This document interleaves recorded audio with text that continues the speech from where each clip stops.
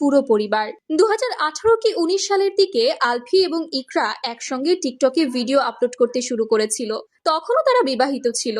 তখন মানুষ আলফিকে তেমন একটা চিনতো না। তখনও অভিনেতা বনে যায়নি সে। মডেলিং করতো, টিকটকেও বেশ সক্রিয় ছিল। তবে মানুষজন আজে বাজে কমেন্ট করতো ইকরাকে নিয়ে। আসলে সেই সময়টায় ইকরা মেয়েটা বেশ হেলদি মোটাসোটা ছিল।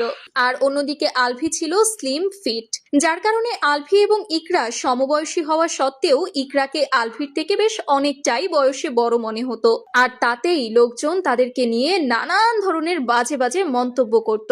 অনেকে এও বলতো আলফি নাকি ইকরার বাপের টাকা দেখে মোটু ইকরাকে বিয়ে করেছে। আবার অনেকেই বলতো জামাইয়ের থেকে বউ বেশি বড়, মনে হয় আলফির সুগার মম। আলফি নাকি নিজের জনপ্রিয়তা বাড়িয়েছে ইকরার বাবার টাকা দিয়ে। সেই টাকা দিয়েই প্রডিউসারদের মনোরঞ্জন করেছে সে, নাটকে সুযোগ পেয়েছে।